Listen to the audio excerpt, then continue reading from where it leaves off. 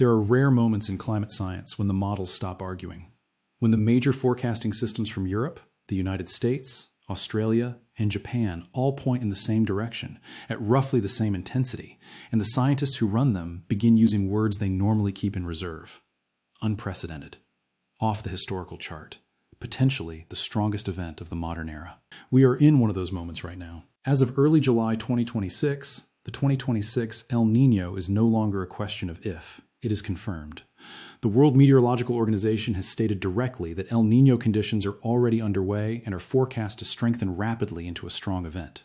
The atmosphere has already begun to respond. Thunderstorm activity is increasing over the central and eastern Pacific, while convection is suppressed over Indonesia. That is the classic signature of an El Niño reorganizing the world's tropical weather patterns. Trade winds have weakened. The warm water that is usually pushed westward has stopped being pushed and is now pooling across the central and eastern Pacific in quantities that multiple independent forecasting bodies describe as consistent with something the instrumental record has not seen before.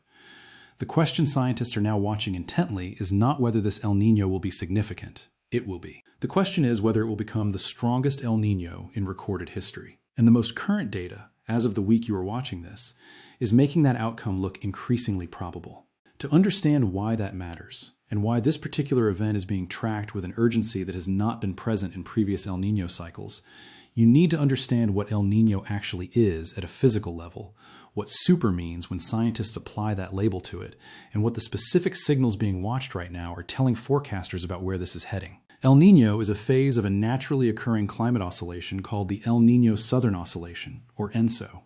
In a normal year, trade winds blow consistently westward along the equatorial Pacific, pushing warm surface water toward Australia and Asia and allowing cooler water to upwell along the coast of South America. This keeps the eastern Pacific relatively cool, the western Pacific relatively warm, and rainfall and atmospheric circulation distributed in a pattern that billions of people's agricultural systems, water supplies, infrastructure, and seasonal weather expectations are built around.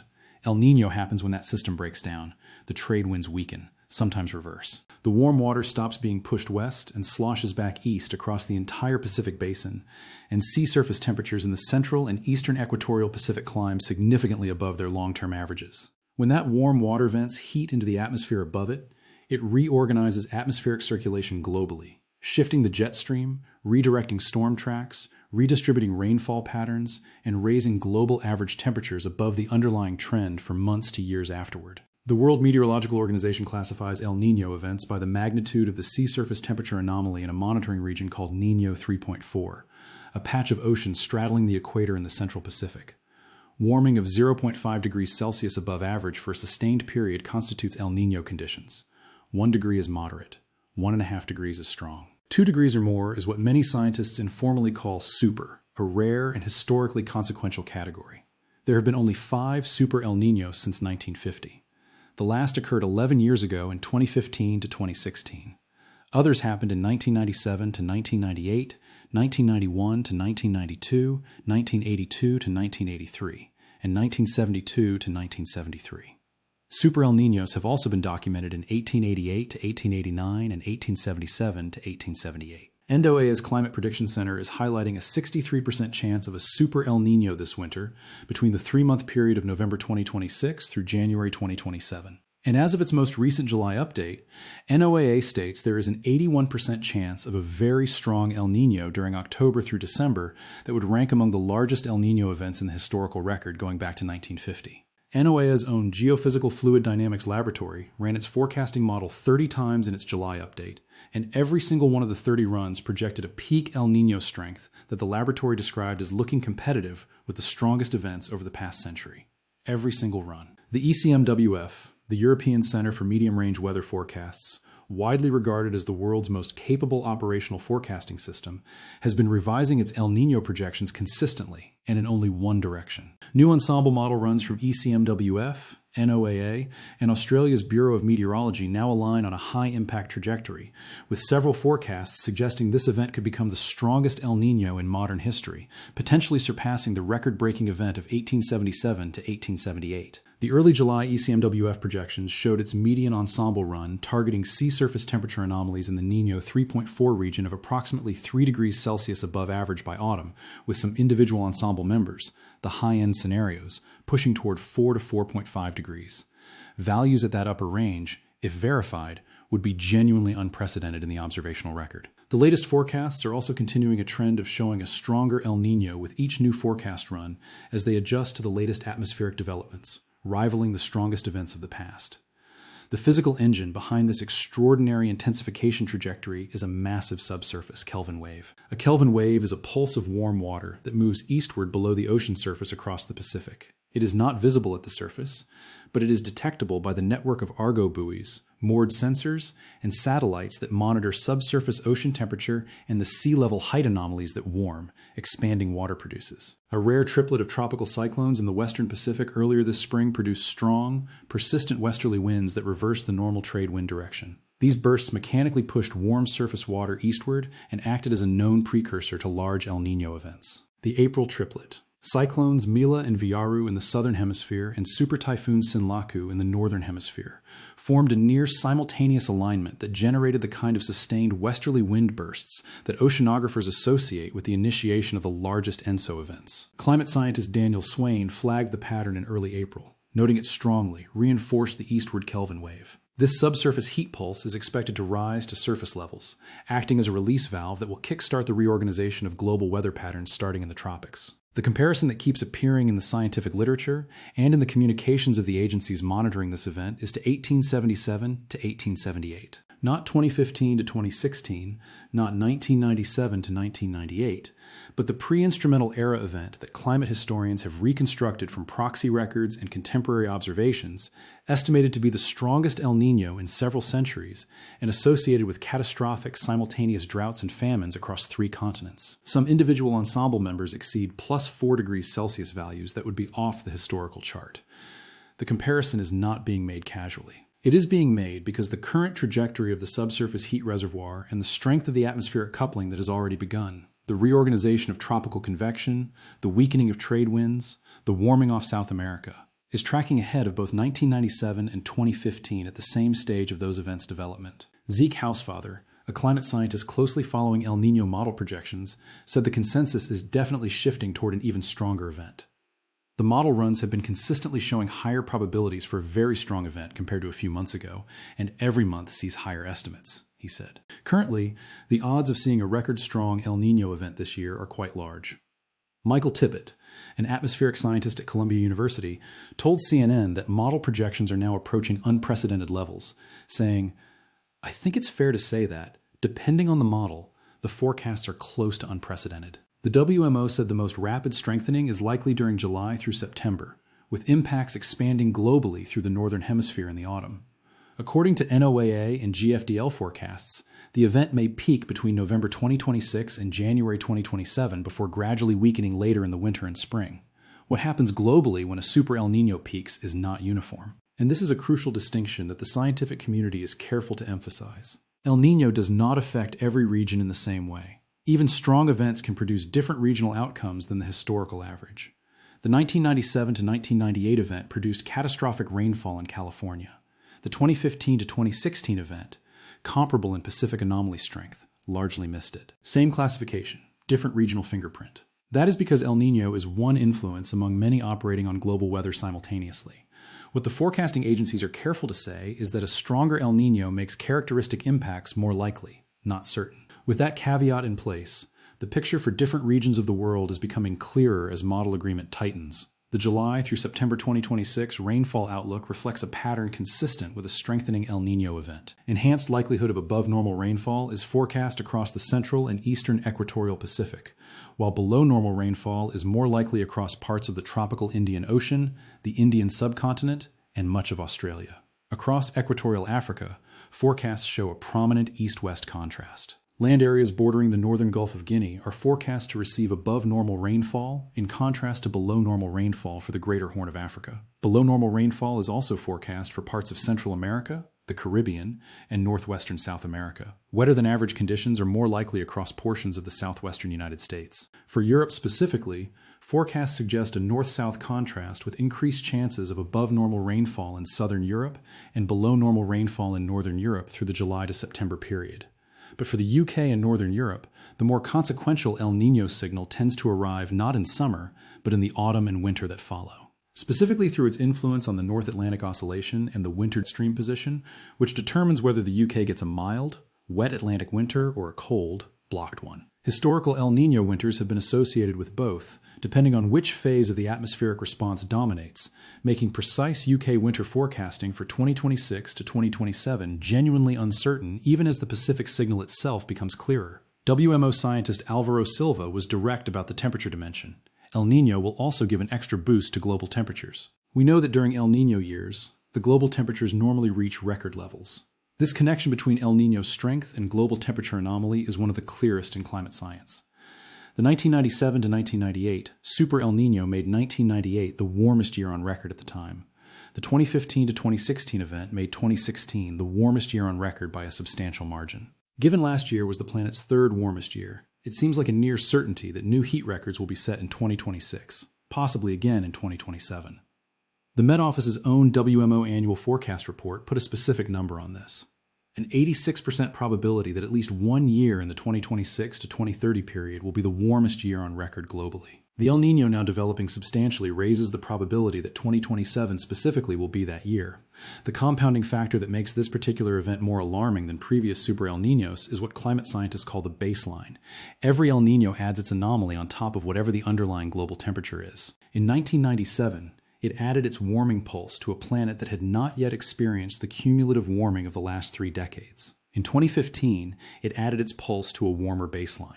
In 2026, it adds its pulse to the warmest baseline in recorded history. A global ocean running at temperature anomalies that would themselves have been considered extreme in any previous decade before the first Kelvin wave of this year's event has even fully surfaced. As Friederike Otto, professor in climate science at Imperial College London, put it, El Niño itself is not the reason to freak out, but rather the fact that it is now happening on an increasingly warmer baseline.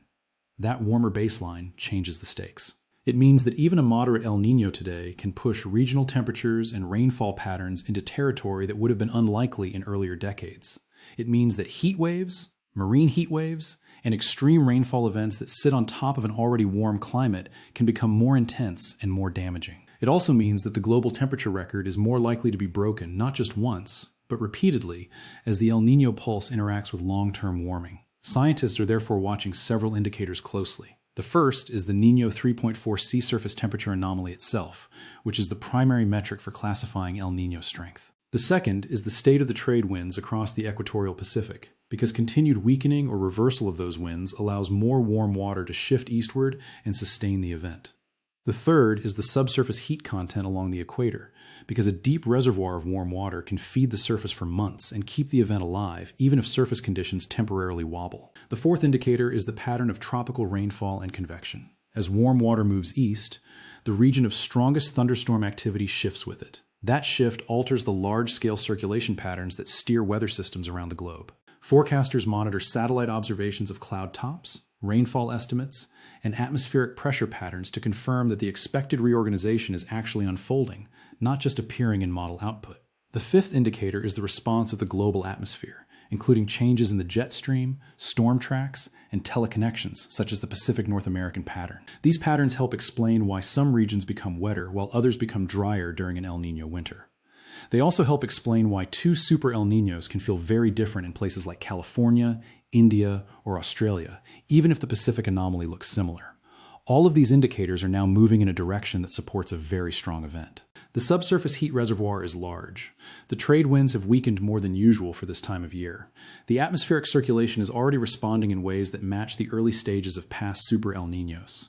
And the models, which often disagree in the early phases of an event, are converging on a high-impact outcome.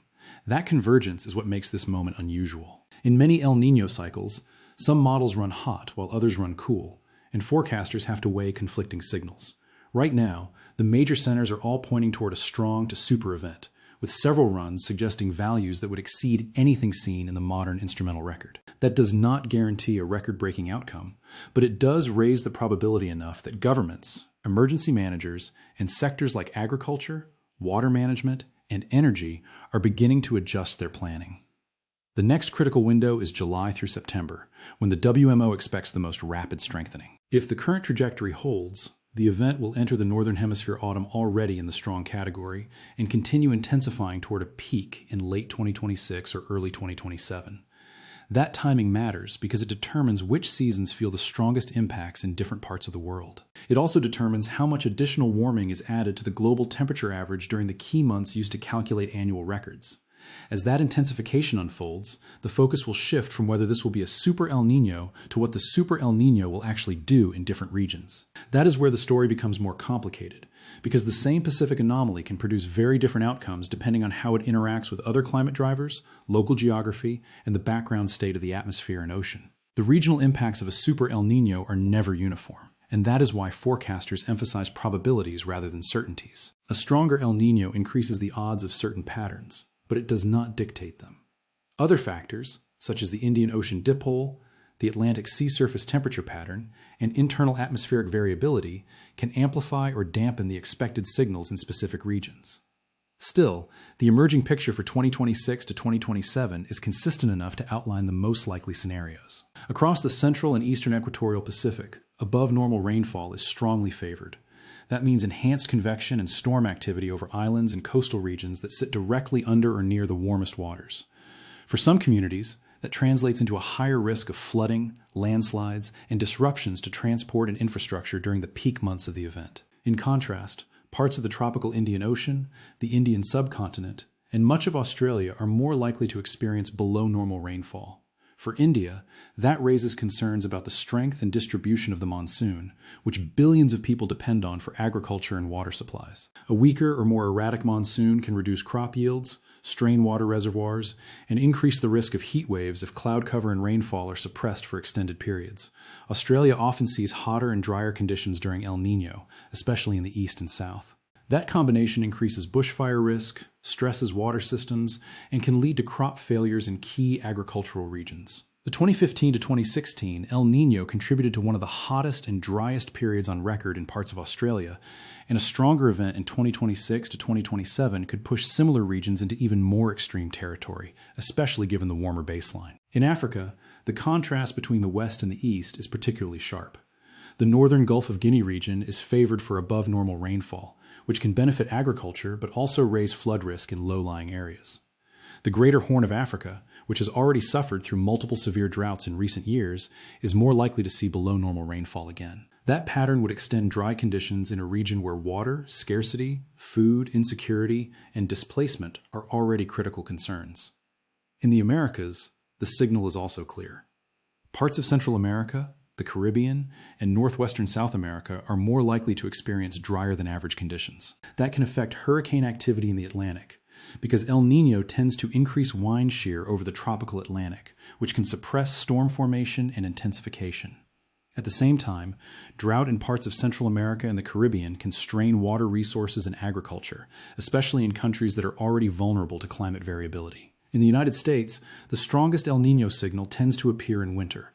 Wetter than average conditions are more likely across portions of the southwestern United States, including California. That can help replenish reservoirs and snowpack in the Sierra Nevada, but it also increases the risk of heavy rainfall events, mudslides, and coastal erosion, especially in areas that have been affected by wildfires in previous years. The northern tier of the United States often sees milder winters during El Niño because the jet stream shifts in a way that keeps some of the coldest Arctic air farther north.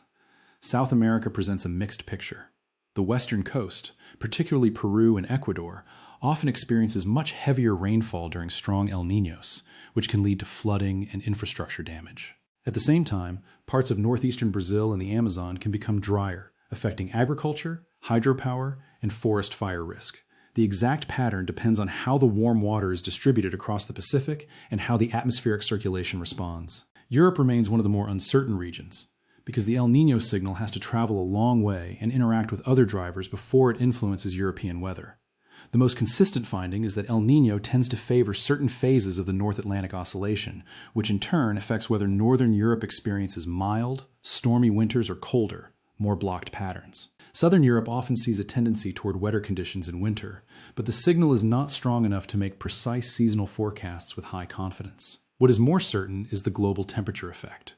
As the El Niño strengthens through late 2026 and into 2027, it will add a significant pulse of heat to an already warm climate system. That makes it very likely that 2026 will rank among the warmest years on record, and it substantially increases the chance that 2027 will set a new global temperature record. The exact magnitude depends on how strong the El Niño becomes and how long it persists, but the direction is clear. That warming is not just a number in a data set. It translates into more frequent and more intense heat waves, longer fire seasons, faster melting of snow and ice in sensitive regions, and greater stress on ecosystems that are already near their thermal limits. Marine heat waves, which have devastated coral reefs and fisheries in the past, become more likely when the ocean is already warm and an El Niño adds more heat on top. For human systems, the implications are wide-ranging. Agriculture will face shifting rainfall patterns and more extreme temperatures. Water managers will have to plan for both floods and droughts in different regions at the same time. Energy systems will see changes in demand, with higher cooling needs in some areas and altered hydropower output in others. Public health systems will need to prepare for heat-related illness, changes in vector-borne diseases, and the indirect effects of food and water insecurity. None of this means that every region will experience disaster. Many communities have adapted to El Niño variability over decades, and early warning systems have improved dramatically. But the combination of a potentially record-strength El Niño and a record-warm baseline means that the margins for error are smaller than they were in previous super events. A pattern that might have been manageable in 1997 could become much more stressful in 2026 to 2027 simply because the starting point is hotter and more extreme. That is why scientists and policymakers are paying such close attention to the evolving forecasts. The next few months will determine not only how strong this El Niño becomes, but also how much time different regions have to prepare for its impacts. As the event moves from the development phase into its mature phase, the focus will shift from model projections to observed impacts, and from global patterns to local realities. As the El Niño matures through late 2026 and into early 2027, the scientific focus will shift from whether it will be strong to how its strength will be expressed in different parts of the world. That is when the abstract language of sea surface temperature anomalies and ensemble model runs turns into concrete outcomes: flooded valleys, failed crops, stressed power grids, and communities facing choices about water, allocation, evacuation, and emergency response. The timing of the peak matters. If the event peaks between November 2026 and January 2027, as current forecasts suggest, then the Northern Hemisphere winter will feel the strongest signal. That is when the shifted jet stream and altered storm tracks will have the greatest influence on weather in North America, Europe, and Asia. It is also when the global temperature anomaly will be largest, because the El Niño heat pulse will be dégâts on top of the seasonal cycle and the long-term warming trend. For the United States, a strong winter El Niño typically means a more active storm track across the southern tier of the country. California and the Southwest could see a series of powerful storms bringing heavy rain and snow. That can be beneficial after years of drought, but it also raises the risk of flash flooding, debris flows and burn scars, and coastal erosion during king tides. The northern states may experience milder conditions, with less persistent cold and fewer extreme winter storms, although that pattern is not guaranteed. In South America, the western coast could face intense rainfall and flooding, especially in Peru and Ecuador, where infrastructure is often vulnerable to extreme precipitation. At the same time, parts of the Amazon and northeastern Brazil could become drier, increasing fire risk and stressing agriculture and hydropower. The contrast between wet and dry regions within the same continent is a hallmark of El Niño, and it complicates planning for governments that must manage both flood control and drought response at the same time. Asia will be watching the monsoon closely. A strong El Niño often weakens the Indian monsoon or makes it more erratic, which can reduce rainfall over key agricultural regions. That does not always lead to drought, but it increases the risk, especially if other factors, such as a positive Indian Ocean dipole, do not compensate. Southeast Asia may see drier conditions as well, affecting water supplies and increasing fire risk in Indonesia and surrounding areas where peat fires can create severe air pollution episodes. Australia's fire season could become more dangerous if the El Niño brings hot, dry conditions to the east and south. Combined with the warmer baseline, that could create conditions similar to or worse than past extreme fire seasons. Water managers will be watching reservoir levels, soil moisture, and streamflow forecasts to decide how to allocate water between cities, farms, and ecosystems. Africa's Horn region faces one of the most concerning outlooks. If below normal rainfall materializes again, it would extend a multi-year pattern of drought that has already caused widespread food insecurity and displacement. International aid agencies and regional governments are likely to begin contingency planning well before the peak of the El Niño, because the lead time for food aid, water projects, and health interventions is measured in months, not weeks. Europe's uncertainty remains higher than in the tropics, but the winter signal is still important. If the El Niño favors a particular phase of the North Atlantic Oscillation, it could tilt the odds toward either a stormy, mild winter or a colder, more blocked pattern in northern Europe. Southern Europe may see increased rainfall, which could help with water supplies but also raise flood risk in vulnerable areas. The exact outcome will depend on how the El Niño interacts with other drivers, such as Arctic sea ice, Eurasian snow cover, and Atlantic sea surface temperatures. Beyond regional weather, the global temperature impact will dominate headlines. As the El Niño reaches its peak, monthly global temperature anomalies are likely to climb well above 1.5 degrees Celsius above pre-industrial levels, at least temporarily. That does not mean the long-term average has crossed that threshold permanently, but it does mean that individual months and possibly individual years will sit in territory that was once considered a distant future scenario. That temporary overshoot has implications for climate policy and public perception. It will likely reignite debates about whether the world is failing to limit warming, even though the underlying long-term trend is still the primary concern. Scientists will need to communicate clearly that an El Niño year is not the new normal, but that it does reveal what a warmer world feels like when a natural cycle adds extra heat on top. The compounding risks are where the real concern lies. A super El Niño on a warm baseline increases the chance of simultaneous extremes in different regions. For example, drought in one breadbasket region at the same time as flooding in another can strain global food markets. Heat waves in multiple continents at once can overwhelm health systems and energy grids. Marine heat waves in several ocean basins can damage fisheries and coral reefs simultaneously. That is why emergency managers and international organizations are treating this as a high-priority event. The World Meteorological Organization, the United Nations, and regional bodies have been issuing updates and guidance to help countries prepare. The goal is not to predict every local impact, but to raise awareness of the most likely risks and encourage early action. Early action can make a large difference.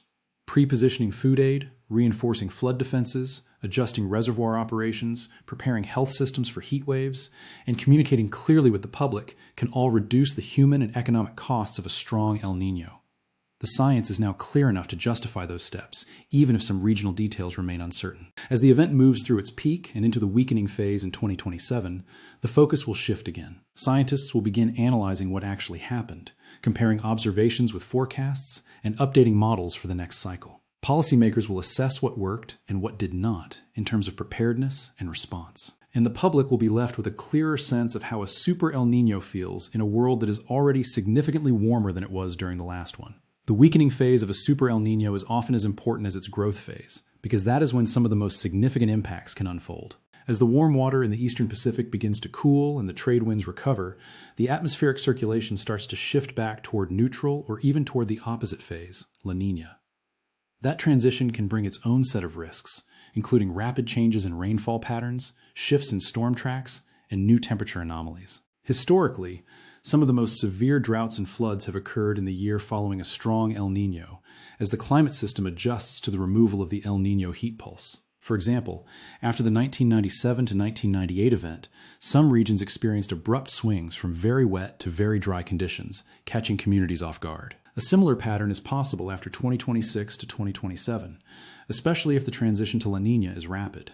Forecasters are already watching for signs of how quickly the El Niño might decay.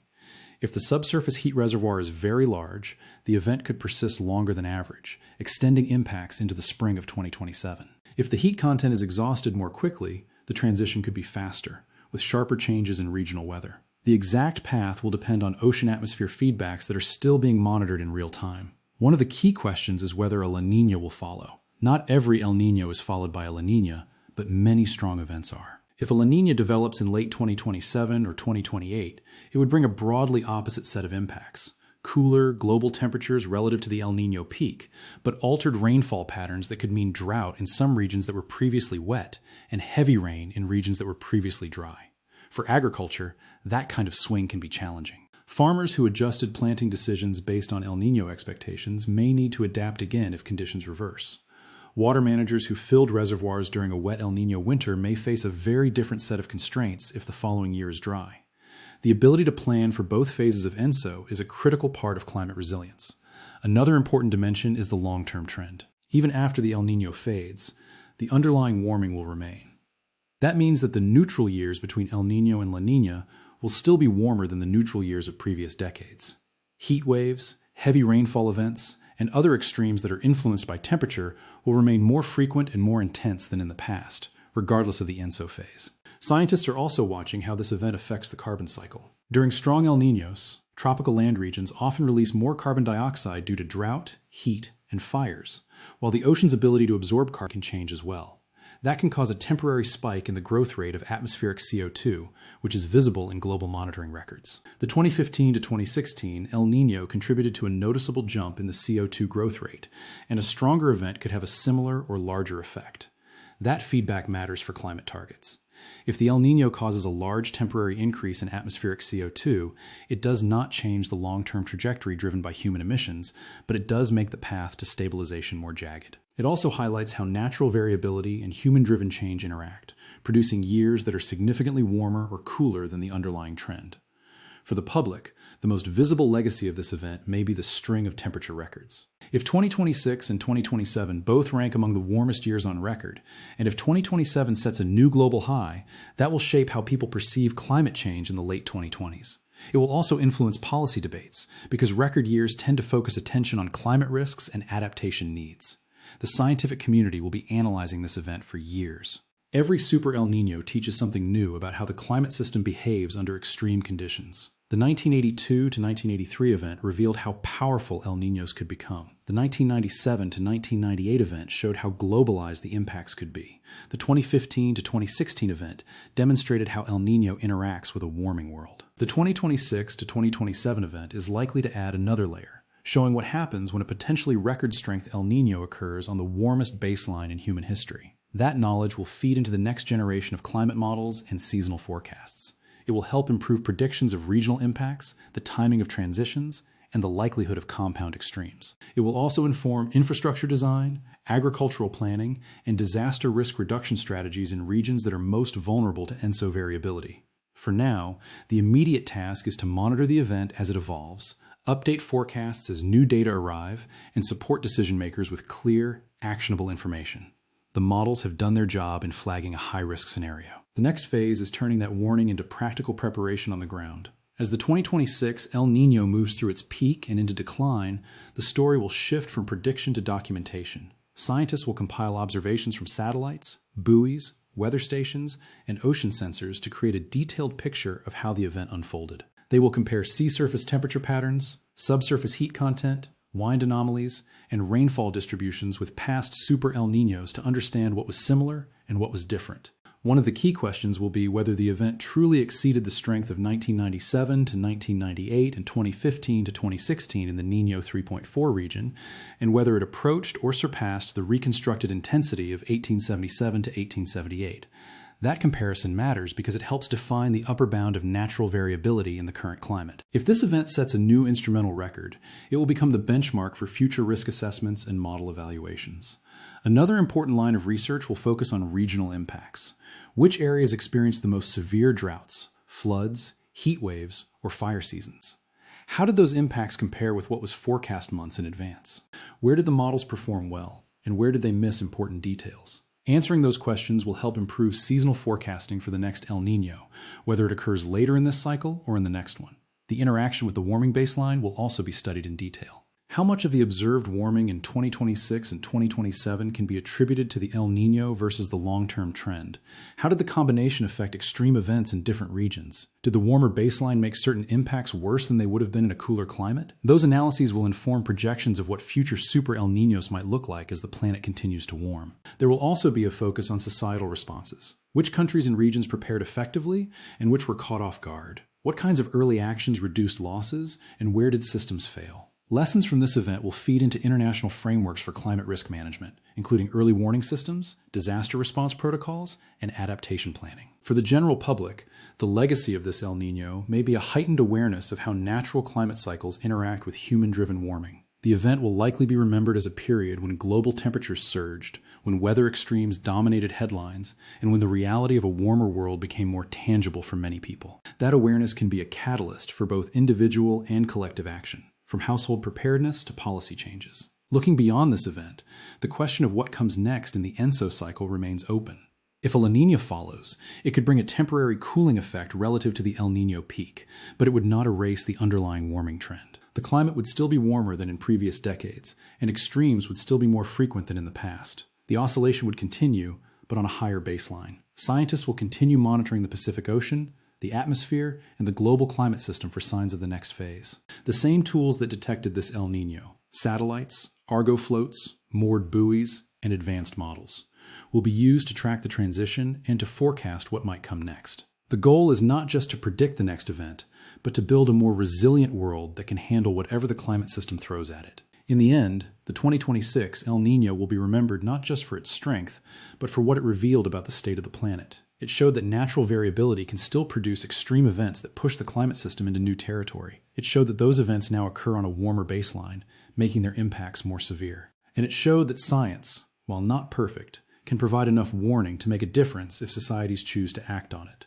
The story of this El Niño is still being written. The models have outlined the likely path, but the final chapter will be determined by observations, impacts, and human responses over the coming months and years. What is already clear is that this event will become a key reference point for climate science, policy, and preparedness in the late 2020s and beyond.